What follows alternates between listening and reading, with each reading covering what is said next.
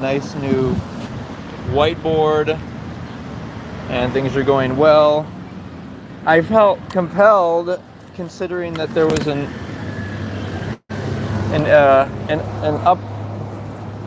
uptick in the violence. There was a hospital bombing. I felt I should do a special live session here. So let's do this. Thank you for joining me, you guys.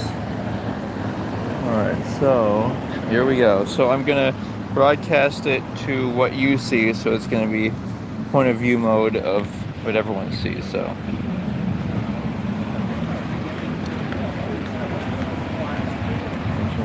Of ending the wars, war in the Middle East.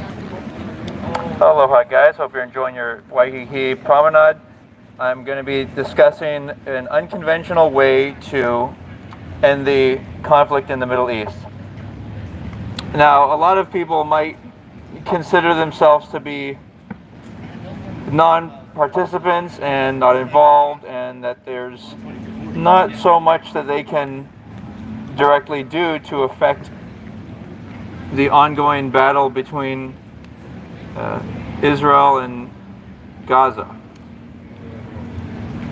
And I'm here to suggest otherwise. I think that whenever there are people like ourselves in a safe place, we have time to objectively think and consider some positive diplomatic solutions that are a win-win for everyone. And some of this may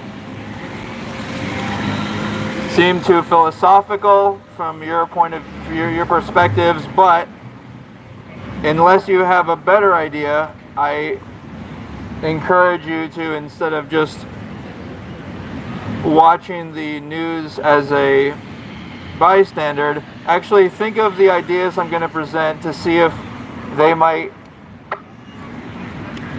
be implementable solutions. So the first one is to take a look at the difference between the varying intensities of religions. So for example, an Orthodox religion versus a contemporary, or what would be the opposite of an Orthodox religion? Well, one thing that defines an Orthodox religion isn't not only its rituals and little practices, whether or not they have a practical application, but it's also the way that people who practice the Orthodox traditions, at least the ones who voluntarily do, like for example, if they have a choice to choose another religion, they still choose the Orthodoxy. Now yes, some people may feel it's too dogmatic and that it makes claims like the earth is less than 10,000 years old and stuff, and all the whole narrative behind it. And I can understand where that's a turnoff, but there's one thing I think that Orthodox religions, such as the Orthodox Jews in Israel and the Orthodox Muslim practitioners that are battling it out, that they have in common, and that is the protection of women. And although on a surface level, if you look at the West, it seems like women are pretty safe and that there's nobody being physically harmed really, but after examination you'll find unhappy marriages, unsuccessful marriages, single mothers, women who are totally comfortable doing, they're willing to do abortions. They consider it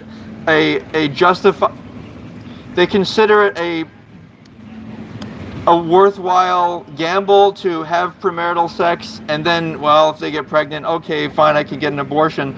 That I would consider to be much more an undesirable result compared to these Orthodox religions that basically protect their women, and they, for example, one way that I would say in the West, quote unquote, that men do not protect their daughters is even if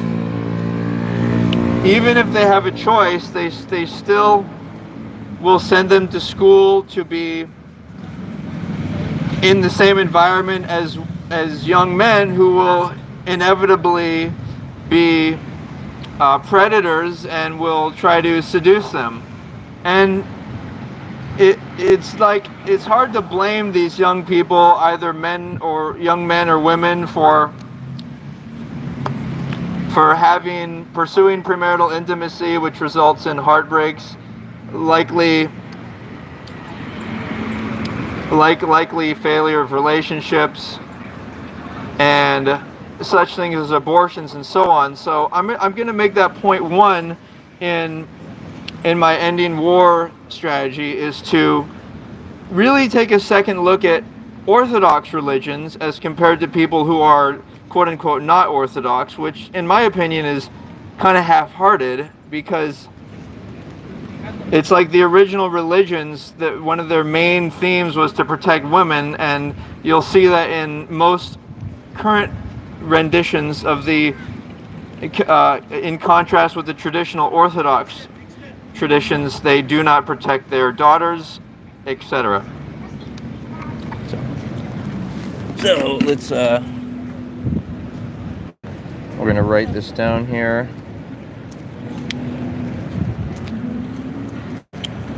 So end wars. My first point is, number one, consider that we can get along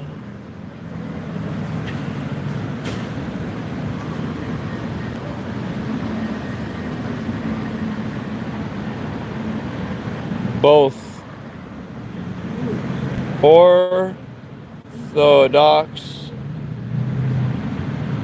Christians,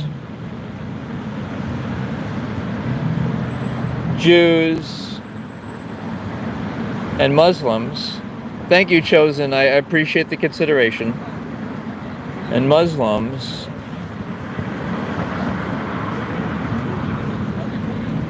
okay, consider that we can get along. Hey, is that you, Luana? Are you watching? We can get along because the most important, let's call it the principal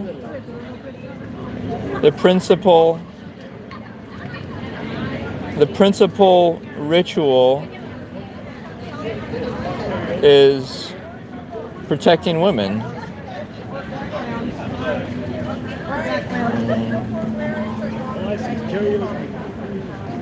Right?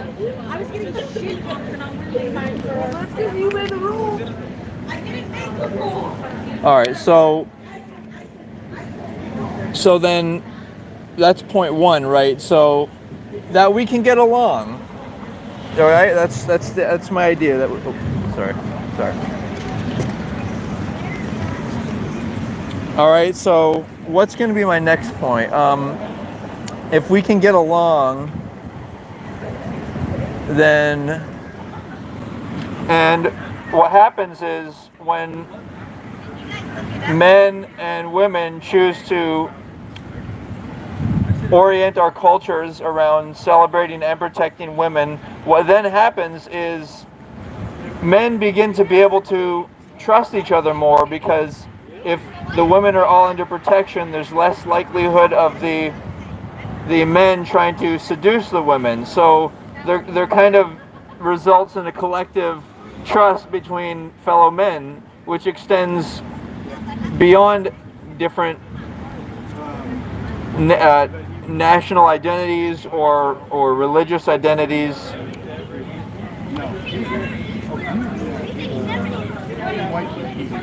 And then the 95% of us who are good people, be they Jewish or Muslim or whomever, can get along and resolve to control and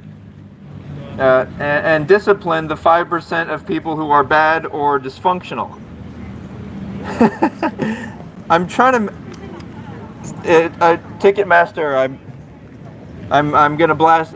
I'm trying to make this as friendly as possible. I'm not challenging anybody's ideologies. I'm only opening them to the possibilities of a solution that they might not have otherwise considered. All right. So point 2 in ending the war, right? Well, this is supposed to be like easy steps that we can take. Like, obviously, if you actually were in a war, you wanted to end the war, then you would focus more on self-defense instead of going on the offensive. Like, if you look at the U.S. military, it's got bases all over the world, which is an obvious step in the offensive direction as opposed to just the National Guard,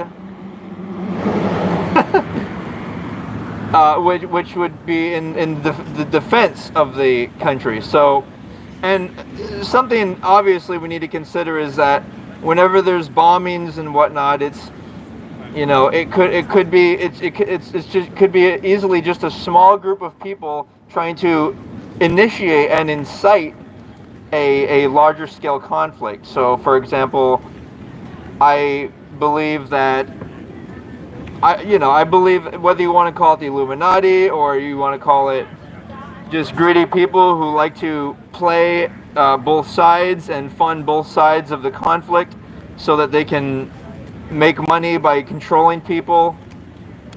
Whatever it is, it's only a small group of people. So, like such things as, you know, the IEDs that exploded and killed lots of Americans, I think they were intentionally planted, not by...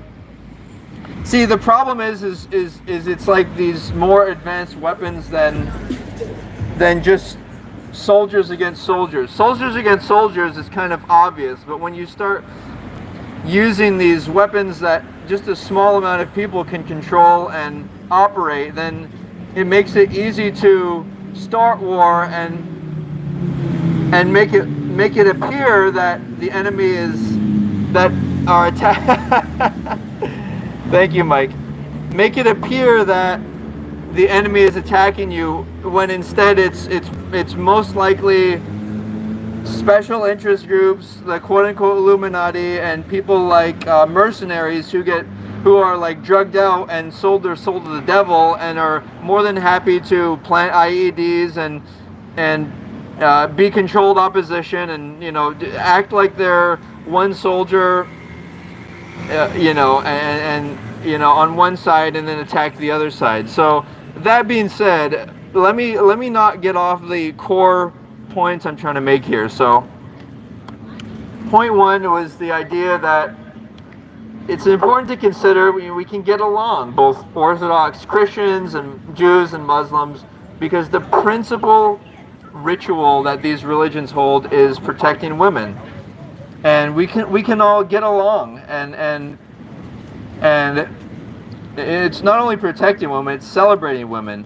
And, you know, people in the West that have freedom would say something like, well, women don't need protection. But I would say that both men and women need protection, but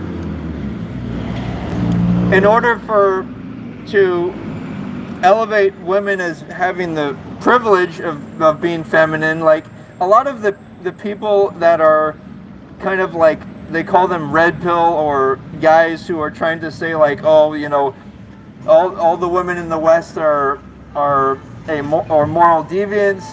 Well, the reality is that it takes both men and women to respect and look out for each other, and that this moral deviance generally occurs both between men and women when they are younger, and that's because in the West, quote unquote, we haven't set up our societies to promote healthy marriages and whatnot. And I get more into that. I don't want to get too into that now. I get more into that on my website, like how to prepare for marriage and how to preserve your purity. And it's not just physical purity, it's also mental purity of not having unwanted attachments or memories with people. Like let me, for example, like let's say you are together with somebody for 2 years and you do all your favorite things together. Then if you break up, then you won't want to do those things anymore. So you've in a way lost part of your identity, and you've also lost self-respect because the relationship was unsuccessful, and perhaps it was just based upon your sexual desires. And so that, if you don't manage that, then it's like your desires are controlling you, so it feels like you're not in control of your life. And in order to experience joy in life, that has a direct correlation with self-control. So I'm going to kind of change the subject here to a second point, which in its own way is controversial, but only because people have a familiarity bias where they prefer what they're accustomed to, even whether or not it's good or bad for them. And so point 2 is the idea of choosing more fair trade practices, which in my opinion includes the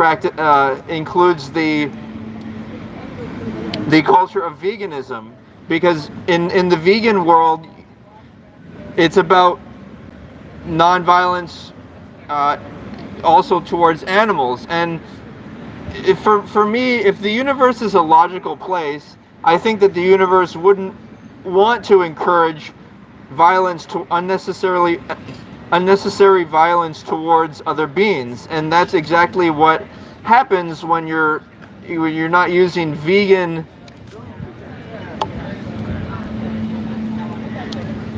approaches to life, because you're actively hurting and torturing animals. And so that's going to be point 2. If we stop doing that, then surely the universe, because obviously if you're hurting and torturing animals, which everybody who's not vegan does, then you realize that you or humanity may deserve some unfavorable karma towards us, and that may not manifest in your life the way you. What's that? God bless you. That may not manifest in the way that in your life, but it may be that because people that are not in the war zone in Israel, they're hurting and killing animals to eat them, which most people do. And so that may be the bad karma may be enacted upon humanity in that realm of the world. So that'll be point 2, and then I'll try and think of another simply an easily implementable strategy to stop the war, even though it may seem like we're not directly involved, but we are. We're in my opinion all collective consciousness, and we're all tied together. And if you believe in reincarnation, then think about it like this: even if you're being isolationistic and you're in your perfect island realm, or whatever it is, everything in the area you live is copacetic and everyone's civilized, then what happens if when you die you reincarnate into another area of the world which is there's ongoing conflict, right? So let me write this down real quick, and then we'll jump to point 3.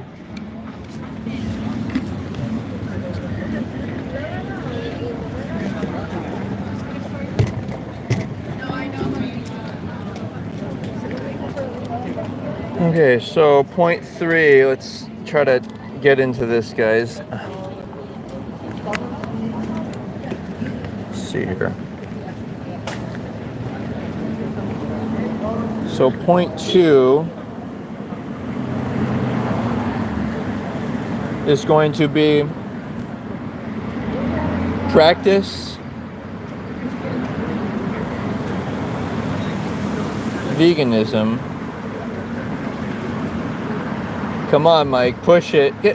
Mike, all jokes aside, if you are able to, if you're able to, ooh, game over, dude, burn. Dude, get wasted, Mike, get wasted. Dude, you're lucky this is not a rap session. We would destroy you, Mike.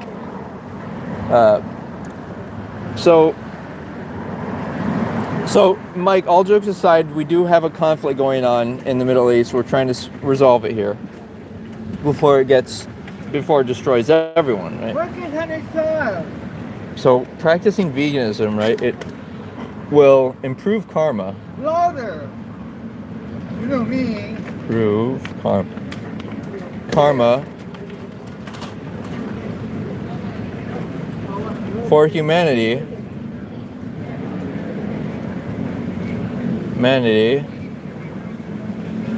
which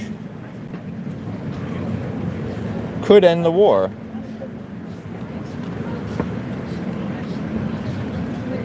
End the war. And if you'll notice so far, maybe it's because I'm on a megaphone and I'm being overt here, but maybe people are not that concerned about the war. And the truth is some people are only worried because I haven't had anybody approach me yet with even curiosity of what I'm doing. You know what I mean? So, and I'm about to end the live stream after point 3. But let me think of, what do you guys think? Or Mike, do you have any idea? Let's see. Practice what I preach. I mean, what is that supposed to say? So here's what you're saying, Mike. When you say practice what you preach, what you're saying is that you think that I should only just demonstrate what I believe by actions. Ooh, I just figured out my third point, guys. I just figured out my third point. Okay, guys, so in the interest of ending the war, my first 2 points are, considering that we can all get along, both Orthodox Christians and Jews and Muslims, because the principal ritual of these Orthodox cultures is protecting women. And then another easy solution is starting to incorporate veganism into your life, because that will no doubt improve karma for humanity, which could end the war. And then point 3 is another very simplified philosophical position of discontinuing the use of the word believe and starting to use the word prefer. So for example, people say that they believe in a heaven, but would they prefer that? After examination, I think we could all agree that heaven is a frightening and disturbing place that has no sense of purpose or no... See, in order to experience good, there has to be the potential for bad. And that's called polarity. That's called duality. You can only experience reality in duality. So heaven, the idea of a heaven where there's only good, is an unrealistic and unthought out fantasy, because who would actually want to be suspended in a world that there was no bad and there was only good? Because it's mathematically impossible for good to exist without bad. So, like I was saying, substitute the word believe for the word prefer. And here's another religious example. People may say that they I know, Mike.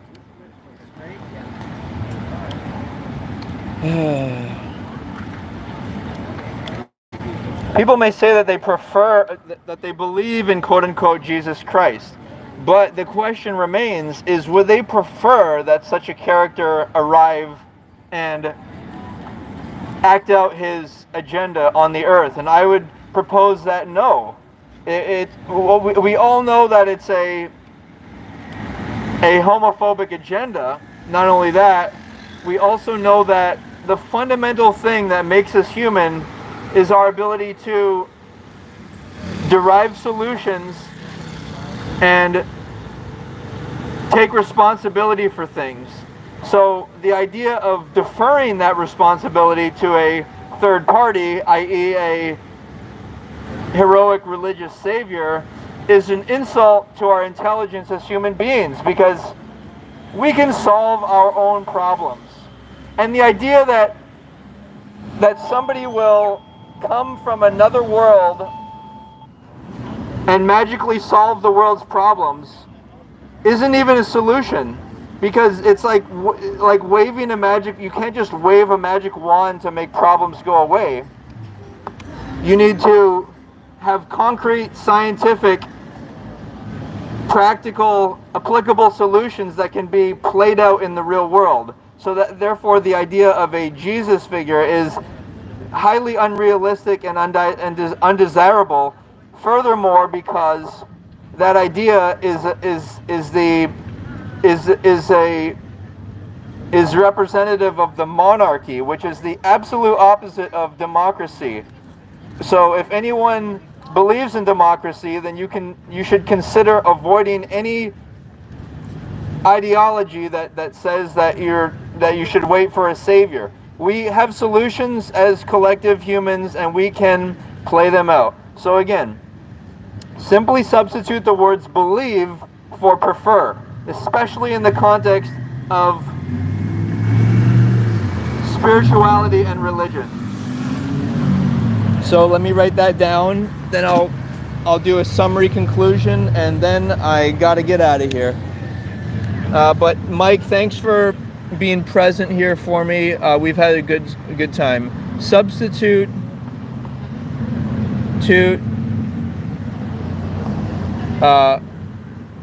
the word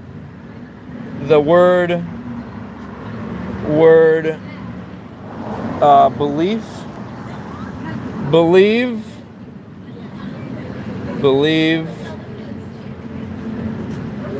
for prefer. Okay.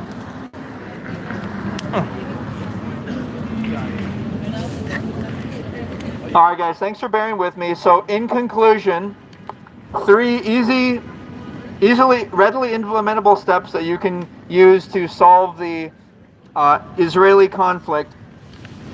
Stuff that you can do from the sidelines, even though you have no direct involvement in it or relation to that conflict.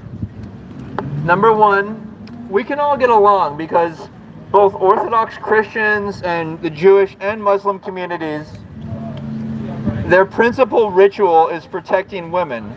So if we rediscover that practice, and especially since women are free now because of technology, they themselves can protect themselves.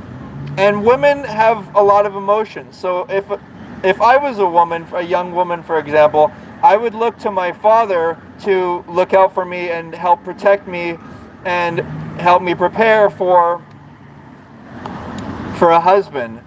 And obviously this doesn't apply to everybody, but it actually does apply to most, because in a perfect world, if both men and women had no premarital intimacy, and it would create a world where everyone respected and trusted each other more, because everyone's not trying to seduce each other's daughters and sisters. So, and that would allow the 95% of otherwise decent men to get along, because a lot of the 95% of otherwise good men do not trust each other, because they continue to disrespect and seduce each other men's sisters and daughters. So that's step one. That's rediscover the principle of protecting women, which has a historical precedent and is a way that either Jewish or Muslim Orthodox communities can get along, because that's what they do. That's what they have in common. So it's common ground, guys. And the second practice, and a lot of this stuff may be discomforting to hear because of the phenomenon of familiarity bias, because when people are familiar with things, they prefer them even though they're not good for them.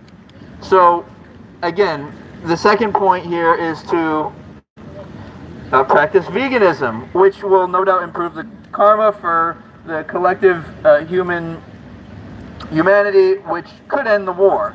So, the universe could respond favorably to us, not unnecessarily torturing animals in order to eat them, which a lot of people would be too afraid to admit, which is why, like, even though I'm vegan, I still have a respect for certain people who are of the, that they're living off the land, that they're hunters or fishermen, because at least they have the courage to admit that, yeah, the animal is harmed, but, we do appreciate the animal and we do consume it. Lastly, but not least, point 3 is to simply substitute the word believe for the word prefer, because the word believe is highly misleading. It suggests that, I believe this, I believe in heaven, or I believe in Jesus, but those are actually very destructive things, because the only way for good to exist is in a duality where there also exists the potential of bad. So the idea of a heaven is an unrealistic fantasy, and it's like a very surface level concept, which if anyone really thought about it, they would prefer to reincarnate from this life to the next, from one planet to another. And again, the idea of believing is very anti-intellectual. Instead, the word belief should be substituted with the word prefer. For another example would be the people who say, I believe in Jesus. That, if asked the same question, do you prefer Jesus? A lot of people might say no, because as we know, it overtly describes Jesus as a homophobic character who will magically solve the world's problems and be a monarch. But as we know, monarchy is the exact opposite of democracy, and it's the last place that we want to go in the evolutionary process of becoming more sophisticated and civilized as a species. And so we should realize that the idea of Jesus is neither worth believing in nor preferring, because it's an insult to our intelligence as humans and our own capacity to resolve the world's problems. Thanks for considering my ideas. They may be discomforting to you, but that's most likely because of the familiarity bias, which makes you prefer things even though they're not good for you. Thanks for considering my ideas, guys, and feel free to visit my website, shieldheart.org, to protect yourself and others, and in turn, bring peace to humanity. Aloha, and enjoy your walk in Waikiki. Alright guys, that's it. Thanks for tuning in, and best to you.